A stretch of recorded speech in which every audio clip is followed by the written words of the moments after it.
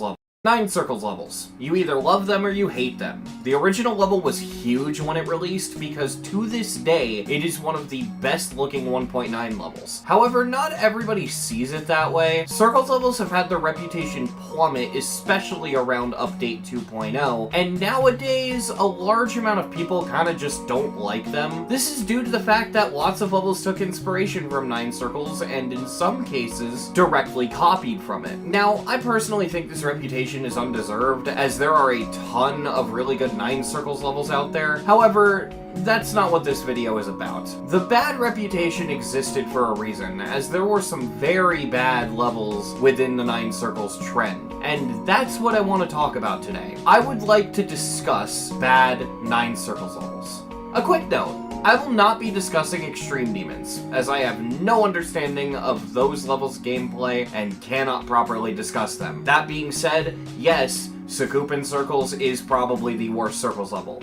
but like I said, I'm not discussing that in this video. That being said, let's get into it. To ease us in, let's talk about a level that's really not that bad in the grand scheme of things. Hue Effect by Zeroa is a remake of a classic 1.9 Circles level by the name of Butterfly Effect. This level basically uplifts the gameplay from Butterfly Effect verbatim and just gives it a new coat of paint, which wouldn't be so bad except for Butterfly Effect has this long extended stretch of gameplay where it's just saw blade spam. It doesn't play badly, it's just repetitive and clearly a filler section meant to pad out the level. Hue Effect saw this and thought, no, that cannot fly. And instead, we need a jump indicator UFO section.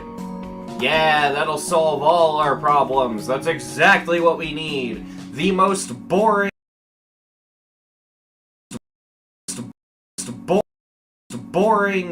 non-wave gameplay ever, replacing the fucking saw blade spam part. It's a very perplexing choice. I don't know about all of you, but I personally fucking despise jump indicator UFOs. They're just so dull. It really, like, I've coined the term click when you see the jump indicator level, and basically Zeroa turned Hue Effect into one of those, and I really don't like that. Especially because now the dual wave at the end feels even more like a choke point because it's preceded by a jump indicator section. You know how in the intro I mentioned that 9 Circles levels had their reputation tank around Update 2.0? Well, that wasn't just because a lot of the levels were bad. The main thing that caused that was oversaturation. There were way too fucking many of these, and a lot of them felt the exact same, but worse. A lot of these would be empty, hollow experiences, and no level exemplifies that better than Silhouette by Havoc. This is such a boring level that I have nothing to fucking say about it. If you've played a 9 Circles level, imagine that, but with almost all of the gameplay feeling completely bland, empty, run-of-the-mill, going through the motions. There is nothing special about this level, and the only reason it's almost all of it is because the one part that changes things up doesn't do it in a good way. The transition into the dual wave is so fucked up that it ends up carrying 90% of the level's difficulty. This one singular transition is so fucking bad that it elevates this from a medium demon to a mid-tier hard demon. It is insane how fucking hard this transition is, and it's only hard because it's poorly designed. This is an example of how one click can ruin an entire fucking level. Speaking of levels where one singular thing carries all of its difficulty, Poltergeist by Andromeda. These fuck-ass saw blade clicks carry the difficulty so much that it takes what would normally be a shitty medium demon and elevates it to a insane demon. Not that hard of an insane demon, but pretty indisputably an insane demon. There's really two routes you can take with this level. Either you beat it while it's hard for you, and literally all of your deaths will be at the fucking saw blade clicks, or you beat it while the level's easy for you, and now the entire level feels like a shitty, boring medium demon. So you really can't win with this level. It's just never going to feel good to play. For another example of a level where the entirety of the difficulty is carried by one click, we have Infinite Circles. This one is notorious for being extremely fucking ugly in the pre and post drop. And yeah, this looks like garbage, but more notable to me is that the wave part doesn't really play that bad, albeit it is really fucking boring. You have this fast-paced, energetic, bouncy Fat Rat song, and the level chooses to represent this by only having the very beginning of the wave be fast, and then the entire rest of the wave be in half speed. The slowest possible speed the game could have been in. I mean, just look at it. It's so dull and boring. But as I mentioned, this is another example of one of the hardest parts being a single click. Yeah, this level's difficulty is carried by a ship click. I'm not kidding. It's these gaps in the fucking ship. This is the hardest part. By miles. I don't know how you fuck that up, but considering the way this level looks, I don't know how this level didn't fuck more up with the gameplay, to be honest. Here we have yet another 9 circles level in which all of the difficulty is condensed into a singular click. In this level's case, it is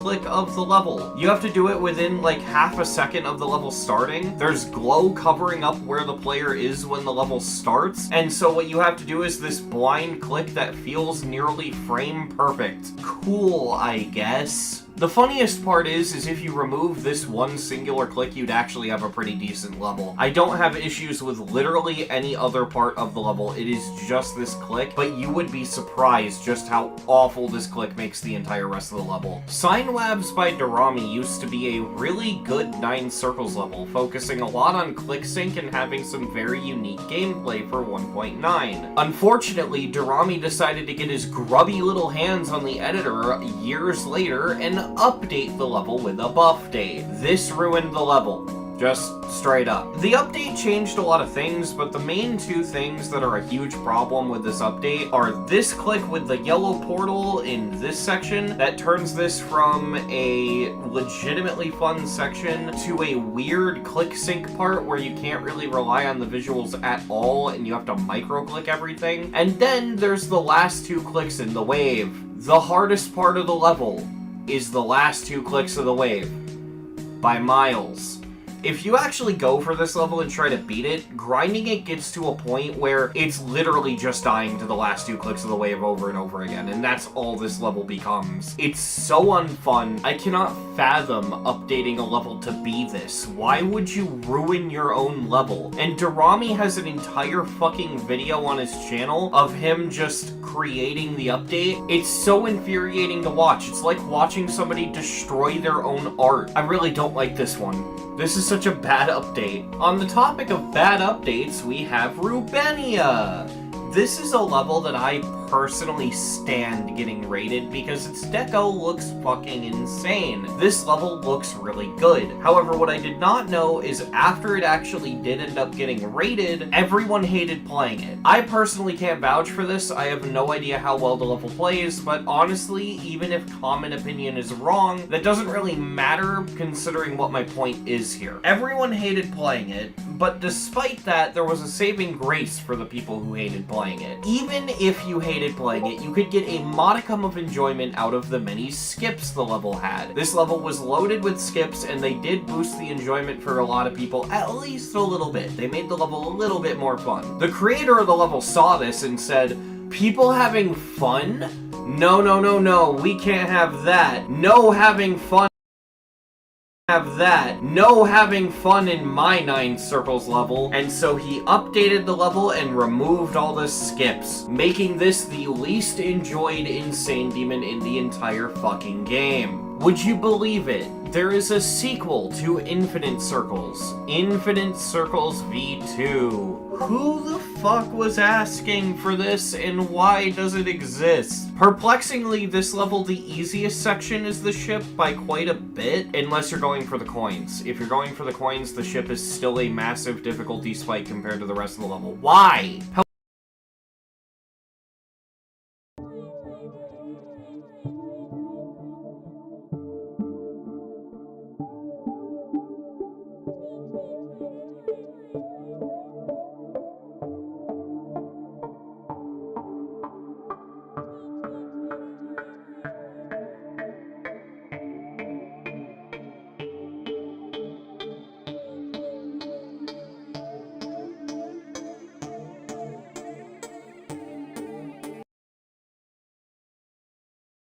for the coins, the ship is still a massive difficulty spike compared to the rest of the level. Why? However, unlike Infinite Circles, the ship is definitely not the star of the show here. The star of the show is the wave itself. See, in Infinite Circles V2, the wave is the hardest part. So much so that it makes the level feel bullshit. The way that this level achieves difficulty is so poor and so unfun that it's just perplexing. Like, there's a lot of parts where they have these spikes up against the wall, and all that serves to do is make the gap tighter, but it feels so off. It's hard to explain. This is one where you would have to play it yourself to understand, but this is just so bizarre, because this level fixed every issue with Infinite Circles, only to make the wave unfun through buffs. Why? Oh, one other thing to note, Infinite Circles has like this crazy modern effect because it got updated, but you can turn it off by selecting the LDM. This level doesn't have an LDM, and there's really, really intense black glow on the top and bottom of the screen, so there's a lot of points where you can't even see your fucking wave while you're playing. Fan-fucking-tastic. It Really Circles is probably the laziest fucking level I have ever seen. This is a 2.2 level. This is the newest level on the list. I can sum up this level's gameplay in one is probably the playing. Fan-fucking-tastic. It Really Circles is probably the laziest fucking level I have ever seen. This is a 2.2 level. This is the newest level on the list. I can sum up this level's gameplay in one word. Tedious. It's just a bunch of repetitive, semi-spammy circles gameplay, and the creator literally took the wave, copy-pasted it, and just placed it twice. So this level is literally just playing the same wave section 2 times in a row. It is not fun. Flat Major is also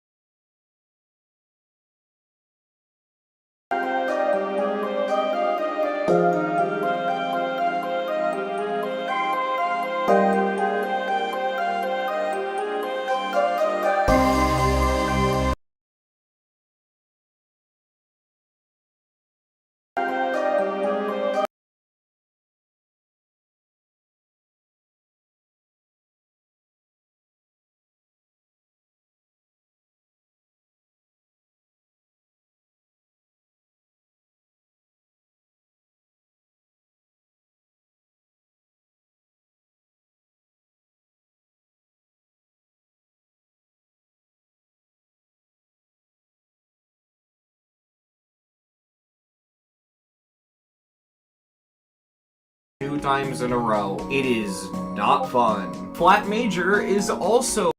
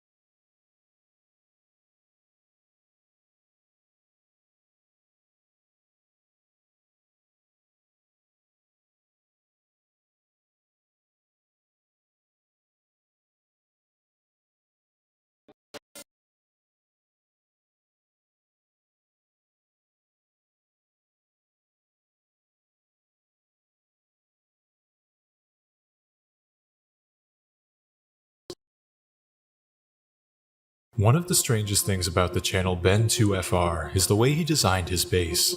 It's on stilts, with glass walls on either side. It's like it was built to keep an eye on the surrounding area, or to keep something out.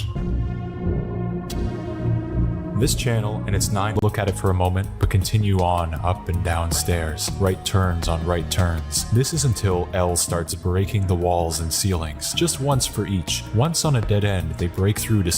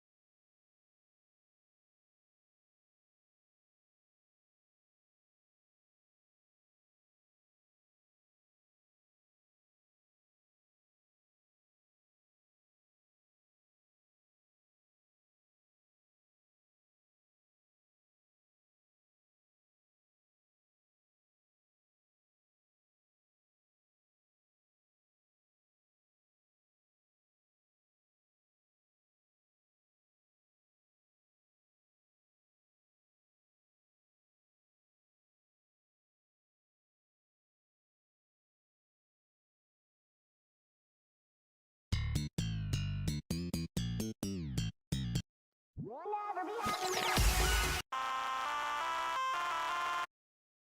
myself another. The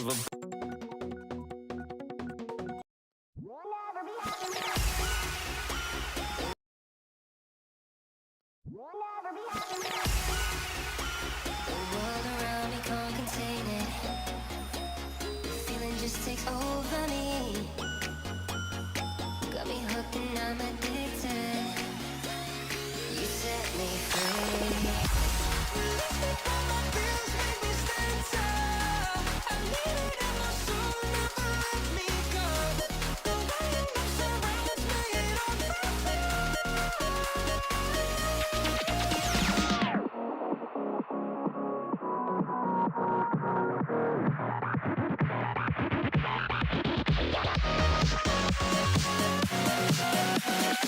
Got me hooked and I'm addicted.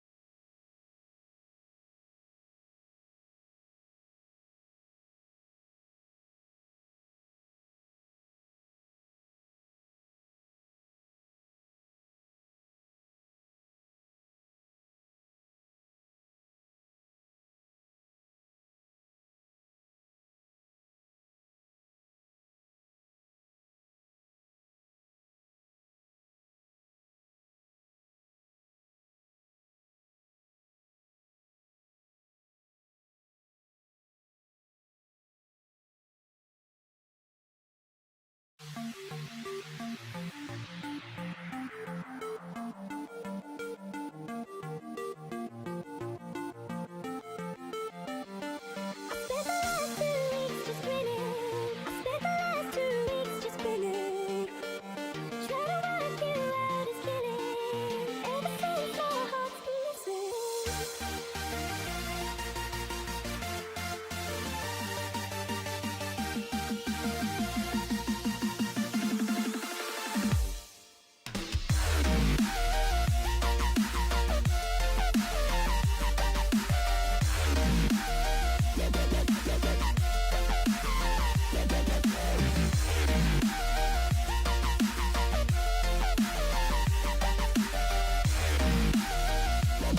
right back.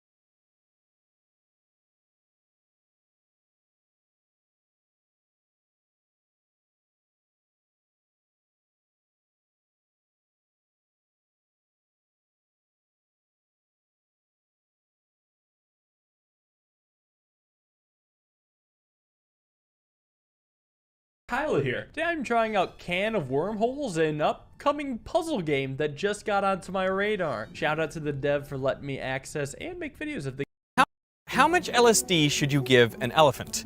Well, to a reasonable person, the correct answer is probably none. But what if you needed to do it for a scientific experiment? In the 1960s, the CIA was working on a top-secret project known as MK-Ultra, and one of their main goals was to find out how drugs like LSD could be used to change human behavior. And this is where elephants come in, because elephants are normally quite docile, but sometimes they just snap. And the hypothesis was that this change in behavior might be triggered by the release of an LSD-like substance that naturally occurs in their brains.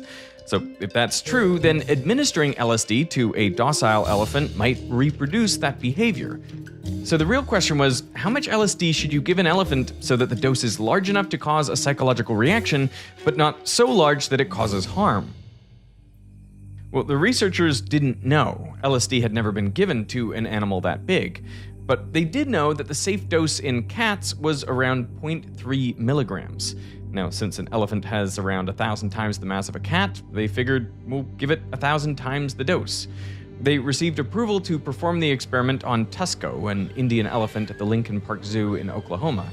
And there, they injected him with nearly 300 milligrams of LSD. But within 5 minutes, Tusco trumpeted, collapsed, fell heavily onto his right side, defecated, and went into status epilepticus. They administered a few other drugs in an attempt to revive him, but Tusco died shortly thereafter. The mistake they made was to assume that safe drug dosage scales linearly with mass. It does not. And it turns out there are a lot of things like this that don't scale in the way you'd expect. For example, take the smallest mammal by mass, the Etruscan shrew, and the largest land mammal, the African bush elephant. Which do you think has more heartbeats over the course? Take the smallest linearly with mass. It does not.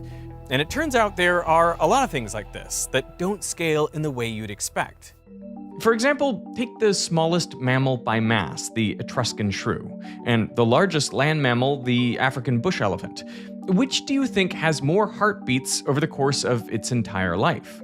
Well, an African elephant has around 1 billion heartbeats in its lifetime, and an Etruscan shrew also has 1 billion heartbeats in its lifetime. What about a wallaby? Also 1 billion. A two-toed sloth? 1 billion again. Just about every mammal, no matter what environment they live in, how large they are, or even whether they live for 1 year or 100 years, they all get around 1 billion heartbeats between the day they're born and the day they die. Why 1 billion? Why not 1 million? Why not 1,000? It's not these other numbers. That is, every mammal except one. This video is in large part based on the book Scale by Geoffrey West. If you want to learn more, I'll put a link to it down in the description. What's even more curious is that just by knowing a mammal's mass, you can predict a staggering number of biological traits, from its pulse rate and reproductive output to its total lifespan. The same pattern holds for cities. If you know the population and location, that allows you to forecast everything from average wages and patent filings to crime rates, disease prevalence, and even the literal speed at which pedestrians walk. So how is that possible? Well, for that, we have to go back to the case of Tusco the elephant. Researchers assumed that safe drug dosage is proportional to mass. Double the mass, double the dose. But it turns out that the speed at which an animal can process chemical compounds doesn't depend directly on its mass. It depends more on its metabolic rate, that is, the number of calories it uses in a given amount of time. There's a lot going on in your body. Your heart is pumping, that takes energy. You're moving food around, digestion takes energy. Keeping your brain going takes energy, breathing. Everything that you do requires energy. For a cat, for a single day, they require roughly 250 kilocalories of energy, used by all of their trillions of cells. But there is nothing special about a cat's cells. If you take a cat's cells and an elephant's cells and put them under a microscope, you'll find they're a similar size, similar makeup, and they perform the same sorts of functions. The same is true for other animals. In other words, the building blocks of animals are always roughly the same.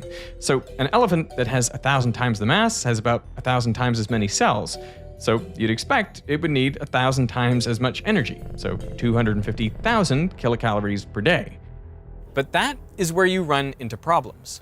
So what's the issue here? If I'm an organism and I'm burning up energy all day long, that energy is radiated out in the form of body heat. So we're constantly losing heat through our surface, through our skin, to the environment. To see why this matters, let's simplify the problem and do the standard physicist thing. Let's assume our animals are perfect spheres. To be clear, this isn't necessary for the argument to work, but it does make everything a lot easier to follow. Since the volume of an animal is argument to work, our animals are perfect spheres. To be clear, this isn't necessary for the argument to work, but it does make everything a lot easier to follow. Since the volume of an animal is proportional to its mass, our 3,000 kilogram elephant has a volume 1,000 times greater than our 3 kilogram cat.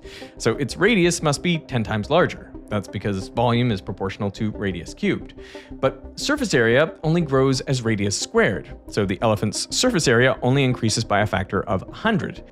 Generating 1,000 times as much heat while only having 100 times the surface area to radiate it away would end very poorly for the elephant.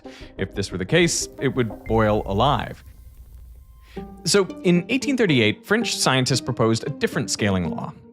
Since metabolism generates heat, and that heat is radiated through the surface, metabolic rate, or B, should scale in proportion to the surface area, A, instead.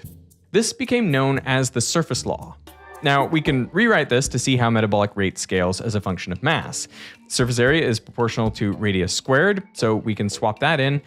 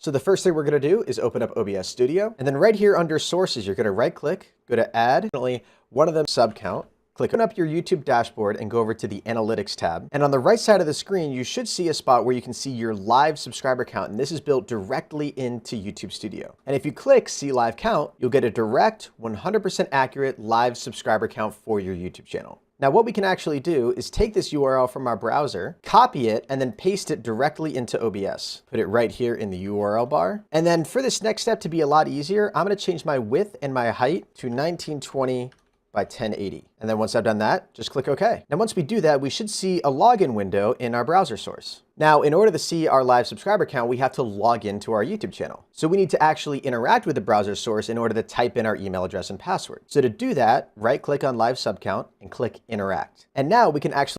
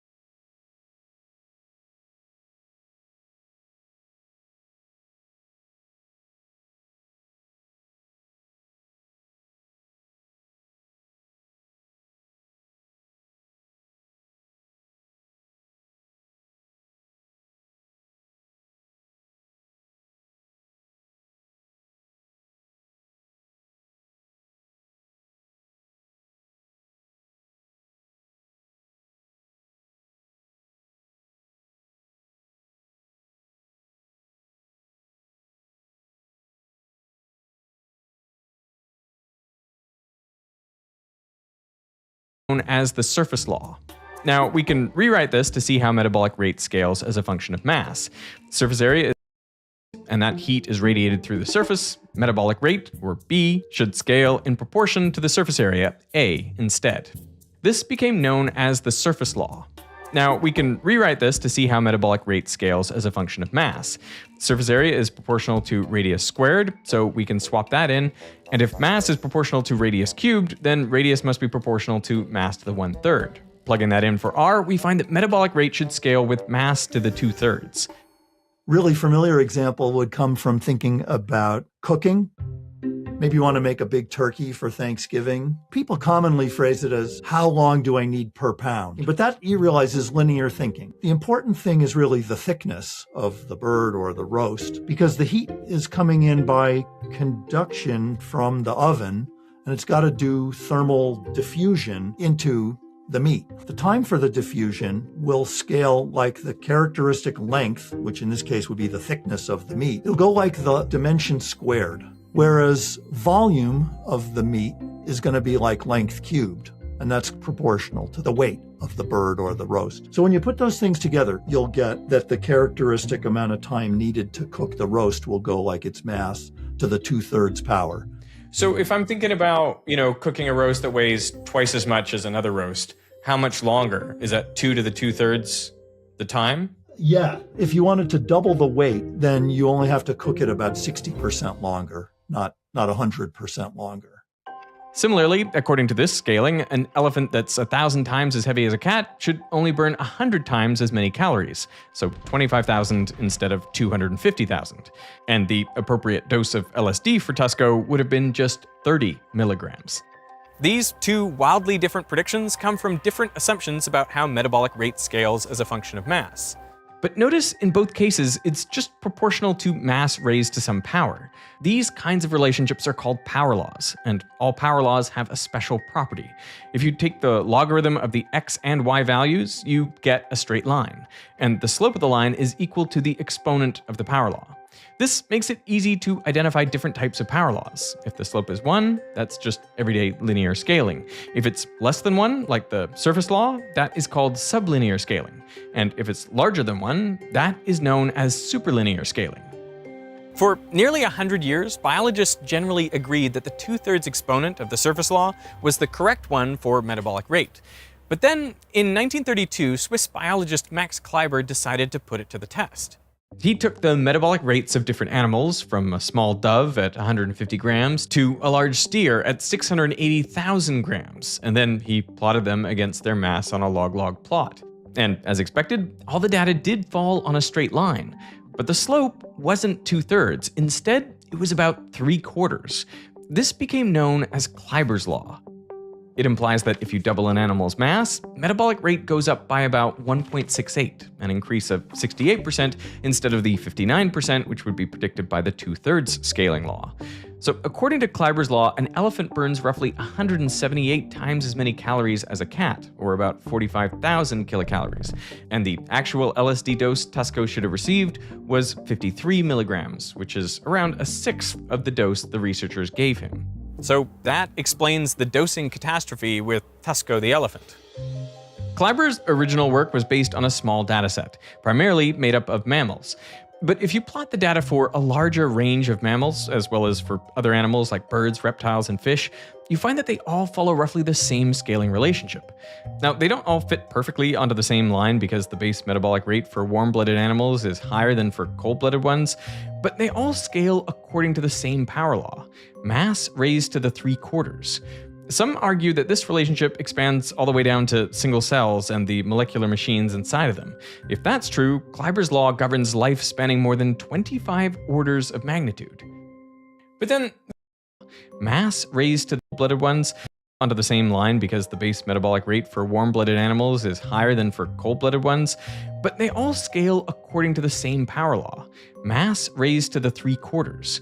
Some argue that this relationship expands all the way down to single cells and the molecular machines inside of them. If that's true, Kleiber's law governs life spanning more than 25 orders of magnitude.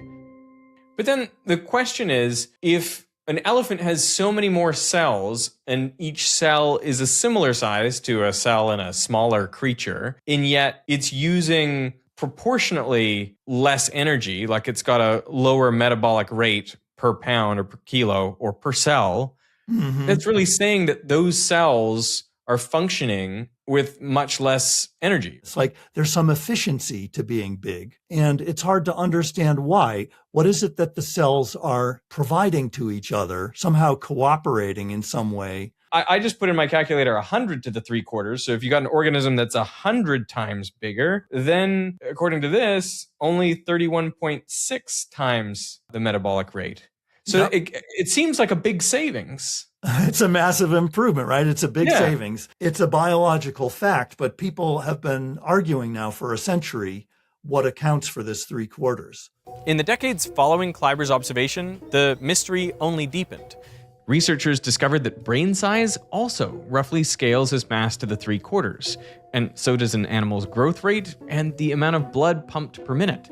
But not every property scales as mass to the 3/4. If you ask how long a creature will live, a mammal, that tends to be proportional to its mass to the 1/4 power. 1/4, not 3/4. So that means if you double the mass of a mammal, then on average, its lifespan is around 19% longer. Similarly, blood circulation time also scales as roughly mass to the 1/4, while breathing rate and heart rate both scale to the negative 1/4. They're not all 3/4 power laws, but they are all multiples of 1/4. So the question on everyone's mind was, where are these quarter power scaling laws coming from? One popular theory emerged in the 1990s. Brian Enquist was studying for an undergraduate degree in biology. In most of the biology classes then that you take, you learn about the Krebs cycle, and then you have to memorize all the different parts of a flower, and then they have a different terminology for everything. But then one day he took a zoology class where they showed him those quarter power scaling plots. I just couldn't believe it. I was like, you gotta be kidding me. You know, this is kind of like something fundamental that's kind of like underlying biological diversity. And there I knew immediately that I wanted to kind of quit my specialized kind of plant physiology research and do something associated with scaling. So Enquist started studying for his PhD under Professor James Brown, who had been thinking about scaling laws for years. So they knew that often when power laws appear, there's some form of self-similarity in the underlying system. So they wondered, what could that self-similarity be? And they suspected that it might have something to do with the way resources are transported through the body, specifically the networks that do this. They had the biological intuition, but to get a complete theory, they needed a formal mathematical framework. In other words, they needed a mathematician, or a theoretical physicist. And at the time, Jim was associated with the Santa Fe Institute. And he started asking around with, is there anyone up here that's interested in these biological scaling relationships? And then the president at the time said, you know what, I know of this physicist who's up at Los Alamos who was talking about biological scaling relationships. And so we met Jeffrey, and it was like immediately, it's like we'd been talking about the same things for like years. It's like, finding, someone who's been like speaking your language, but no one could understand you. So West, Brown, and Enquist teamed up to try and find a compelling explanation for Kleiber's law. They started by assuming 3 simple premises. The first premise is that the networks that distribute resources are space-filling, since they need to reach every cell in the body. The second premise is that the terminal units of those networks, the thinnest segments on the outer periphery of the delivery system, have the same width regardless of the size of the organism. That is, the outermost blood vessels that carry nutrients to an elephant's skin cells are about as thick as the ones in a mouse. The elephant just has many more of them. And the third premise is that over time, evolution has driven these transport networks toward an efficient design. So what should such a network look like? Well, intuitively, to get fuel from one place to another as efficiently as possible, you want the path to be as short as possible, so basically a straight line. But because fuel needs to reach every part of the body, you would also need many different paths. And as you go to larger and larger organisms, the networks inside need to reach a larger and larger volume. One way to do this is to stretch all the paths and match the growth of the animal. In this case, the volume of the animal should scale as these internal path lengths cubed. Or if we rearrange that, internal path length should scale as volume to the 1/3, just like the overall length of the animal does. But this design is incredibly wasteful. Take these two regions. The two vessels that are bringing blood here go through almost the same path in the body, and they only split up just before they reach their destinations. If instead we had just one vessel up to this point and split it only when the paths needed to diverge, we could serve the two regions using a lot less vessel material and a lot less blood to fill the vessels. Of course, you can extend this logic for all the blood vessels in the body, and you end up with a much more efficient design of branching blood vessels. But now we run into another issue, because each branching point provides an opportunity for some of the blood to bounce back, that is, reflect. If you have many reflections, that would mean it costs significantly more energy to pump blood around. So next, they argued that nature should favor structures that minimize reflections. And as it turns out, this happens if the cross-sectional area of the vessels stays the same before and after the branching. So if you've got a cross-sectional area of 2 centimeters squared for the main vessel, then each of the two branches need to have an area of 1 centimeter squared each, for large vessels at least. For small, if the cross-sectional area of the vessels stays the same before and after the branching. So if you've got a cross-sectional area of 2 centimeters squared for the main vessel, then each of the two branches need to have an area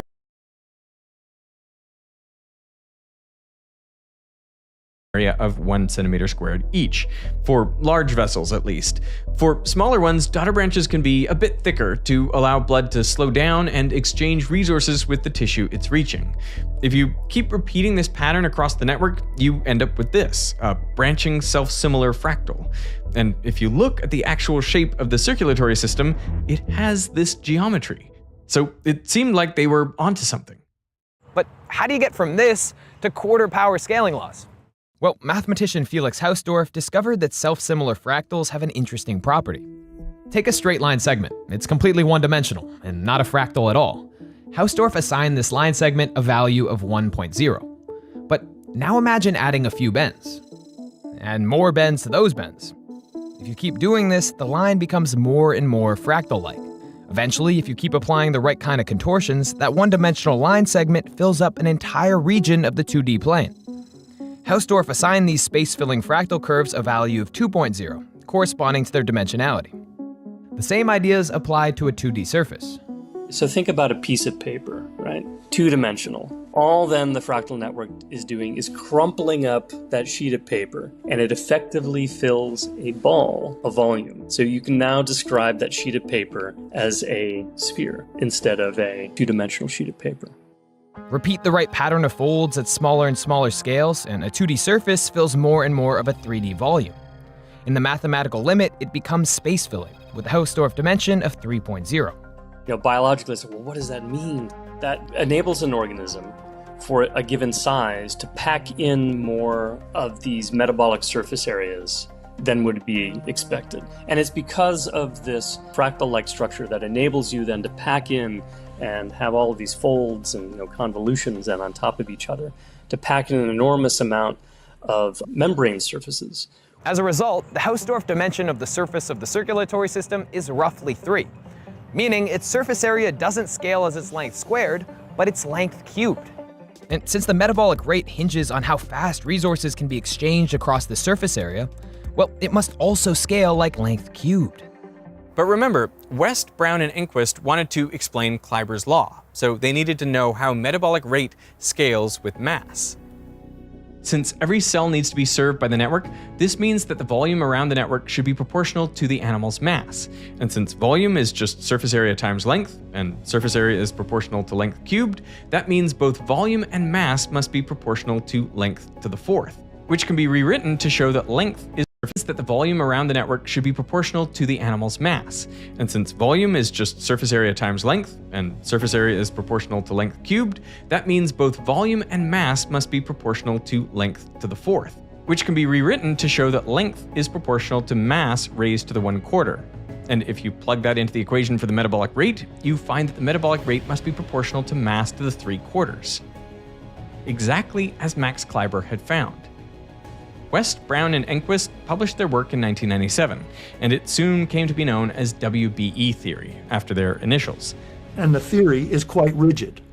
It makes very specific predictions. This is good science, okay? This is sticking your neck out, and it's an incredibly beautiful theory. Take a look at this table from Geoffrey West's book. These are the scaling exponents WBE theory predicts, including many that are not multiples of a quarter, but all follow from the same theory. For example, the radius of an animal's aorta should scale with its mass to the 3/8, or 0.375, and the area of its lungs should scale with mass to the 11/12, or about 0.92. In total, this chart makes 26 different predictions. Now, these are the observed data. Radius of the aorta, 0.36. Lung area, 0.95. That's the really shocking thing about what they did. They had a table with something like, 20 or 30 predictions of exotic exponents, and that's what you really see in the data. So this one theory accounts not only for the 3/4 power of metabolism, but for literally dozens of other things that biologists have measured. Some of the scaling laws are easy to explain once you've got the 3/4 law for metabolism. Take a mammal's heart rate, for instance. Heart rate is equal to the blood flow rate over the amount or volume of blood in every beat. The volume of blood per beat has been found to scale in direct proportion to an animal's mass, so that's just m. And the blood flow rate? Well, remember that metabolism is all about how nutrients get distributed around the body.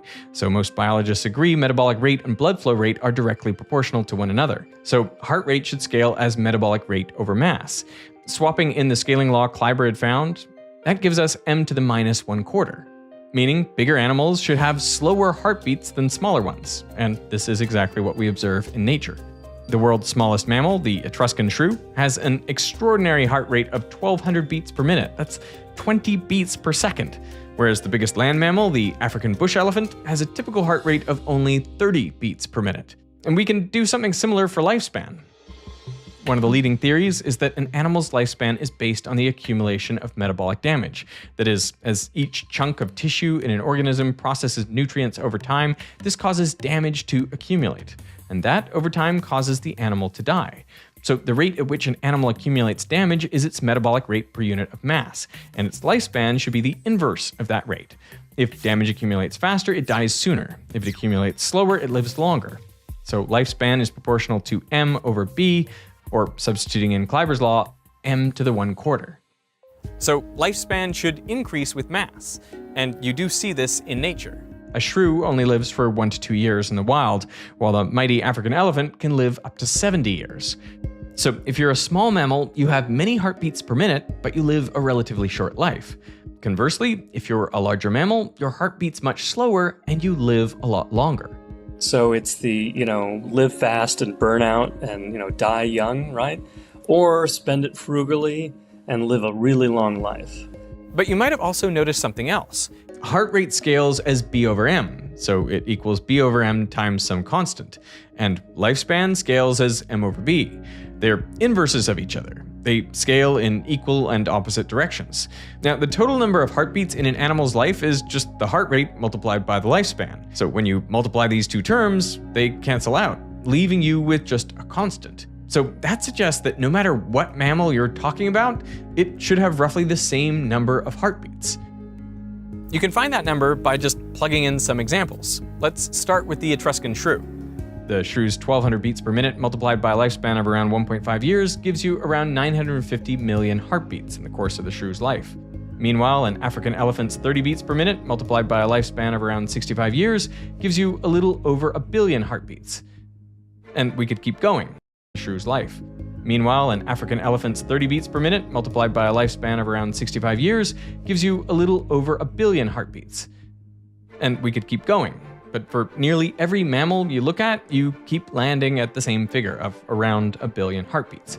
This is why nearly every mammal, from a tiny field mouse to a gazelle, from a cheetah to a hippopotamus, they all get around 1 billion heartbeats between the day they're born and the day they die.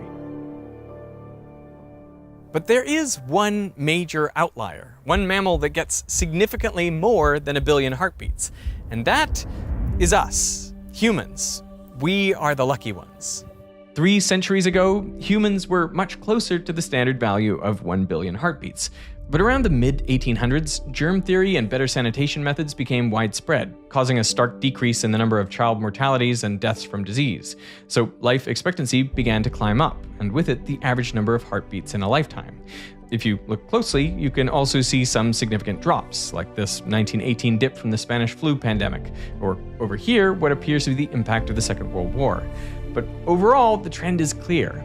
We have systematically been increasing the number of heartbeats we get in our lifetime to the point where now the average human gets nearly 3 billion heartbeats before they die. I don't know if there's a better argument for science and technology than this. It has literally given the average human more than a full extra life. And it's not just humans. Other mammals have been observed to have much longer lives in captivity when they're away from the hazards they would naturally encounter in the wild. Or if you look at it purely from the number of years we get, we now have the lifespan of a much larger mammal, somewhere between an elephant and a whale. But there is one curious thing about this trend. Take a look at this graph. It looks surprisingly similar to the graph from before. In fact, if you overlay them, they look remarkably similar. Now I want you to take a guess at what this graph is. Have you got your answer? It is the number of people living in cities. For these two charts, we're using data from parts of the United Kingdom, where the record keeping goes back several centuries. But the rest of the world has followed similar trends. Of course, that doesn't mean cities cause people to live longer, but it goes against the perception of cities as being full of pollution and breeding grounds for disease. Already in 1889, a medical doctor wrote, "The poisonous germs and pollutions of the city, its impure air and water, bad sewage, and endless nuisances." So how do you reconcile these two views? Or more specifically, is there any quantitative data on how smaller cities compare to larger ones? It turns out this is something that Geoffrey West pursued after his work with Brown and Enquist. He and collaborators like Louis Betancourt and others have looked at scaling laws in cities. They looked at how different properties, like the amount of crime, scale as the population of the city increases. And what they found is that if you plot serious crimes on a log-log plot, the data clusters around a straight line with a slope of 1.15, meaning crime grows faster than linear or superlinear. So for every doubling of a city's population, you get around 2.2 times as many criminal cases, or around 120% more crime, as opposed to the 100% you might naively expect. To make matters worse, researchers found that the same general pattern holds for the amount of wastewater and even the number of AIDS cases. The exact exponents vary a little, but overall, as cities grow larger, you systematically get more of each. So it seems like that medical doctor was onto something. And you might think life on Earth would be better off if we all lived in small towns instead. But that might not be the case. In 2006, Dirk Helbing, Christian Kunert, and Geoffrey West looked at how the number of gas stations scales as a function of population. If a city is twice as big, does it need twice as many gas stations? Because, we have to supply, not exactly nutrients, but energy, gas for all those cars. The naive expectation is that if you double the number of cars, you're going to need to double the amount of fuel, so double the gas stations. To find out whether this was true, they plotted the data on a log-log plot and found a straight line.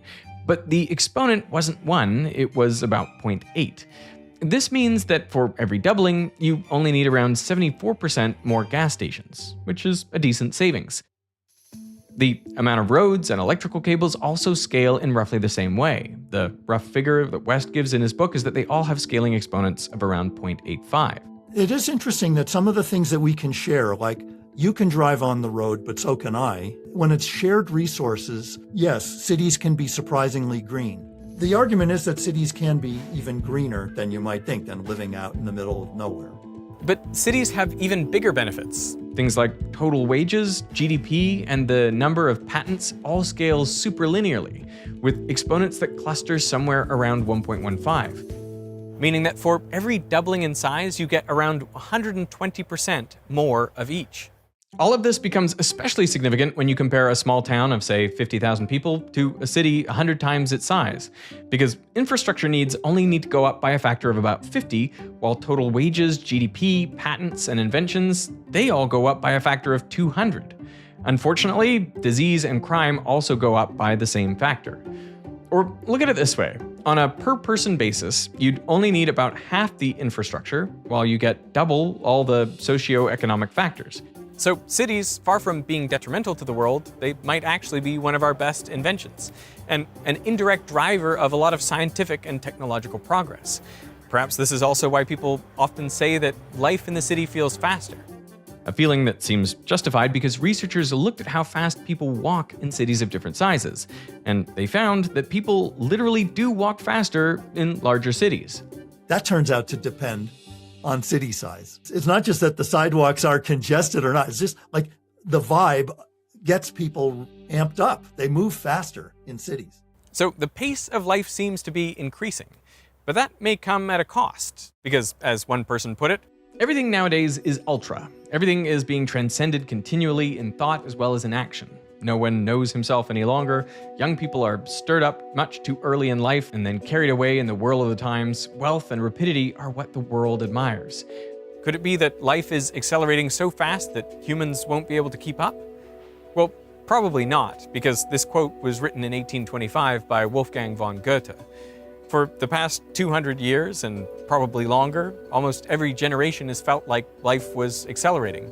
And yet every generation has managed. So I think it's likely we can continue to adapt indefinitely.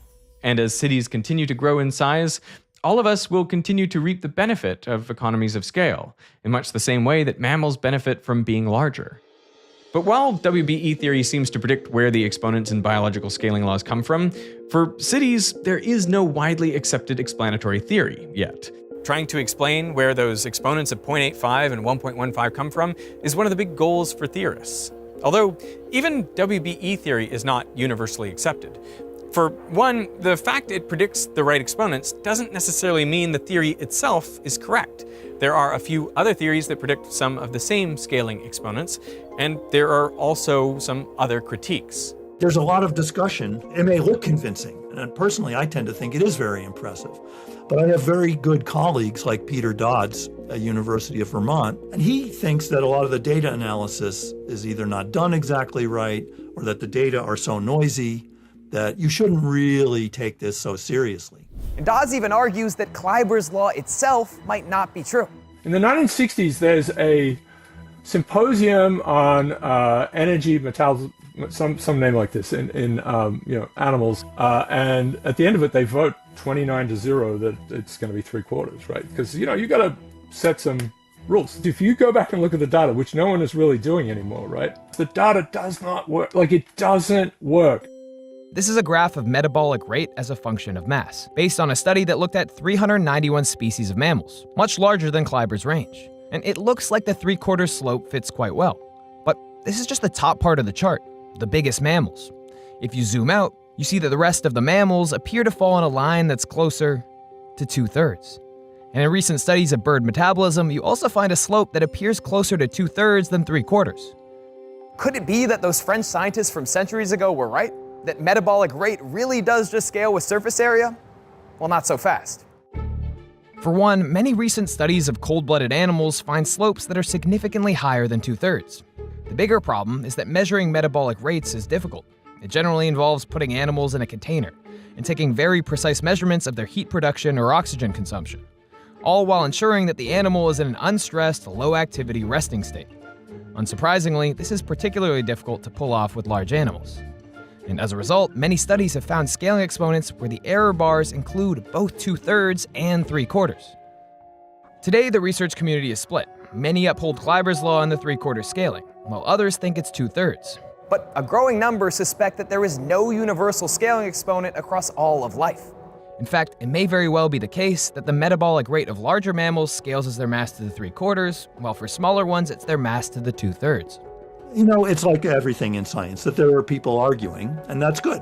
I guess the big exhortation would be someone to really measure things beautifully. We're in 2026. It has to be not just one elephant at one zoo. It needs to be measured again really well.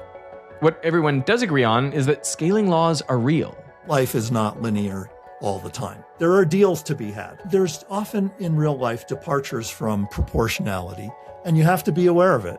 Sometimes things punch above their weight, and as you get bigger, you get more efficient. Sometimes there are detriments to size. So it pays to know how things scale.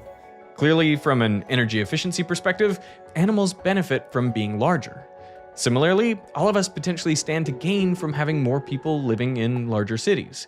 It could lead to more discoveries and inventions, and in doing so, improve the standard of living for all of us, which might even give us more heartbeats in our lifetimes.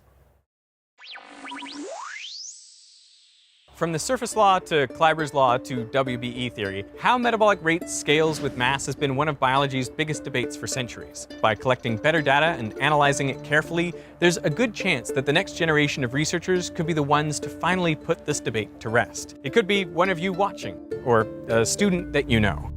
And today's sponsor, Brilliant, is helping to train the next generation of researchers, preparing their minds to solve the huge questions they'll face. Brilliant is a cutting-edge personal tutor that helps any student excel in math, science, and coding. When it comes to learning, one-on-one tutoring really is the gold standard, but this can be expensive and logistically difficult. As a substitute, students often turn to AI for guidance. But most AI platforms hinder learning by simply just giving away the answers. So instead, Brilliant is designed to guide students to their own aha moments by asking probing questions and by breaking problems down step by step. For instance, check out what happened when I launched one of Brilliant's lessons on rotating coordinates and told its tutoring tool that I was struggling. It asked me a specific follow-up question and even labeled relevant points on the graph to give me a nudge. Brilliant is an excellent aid for the young math and science learners in your life. It's the kind of tool I wish I had when I was in school. So click the link below or scan the QR code to get started with Brilliant's tutor for free, or upgrade to Premium to unlock all courses. And right now, Veritasium viewers can save 20% off an annual subscription at brilliant.org/Veritasium. So I want to thank Brilliant for sponsoring this video, and I want to thank you for watching.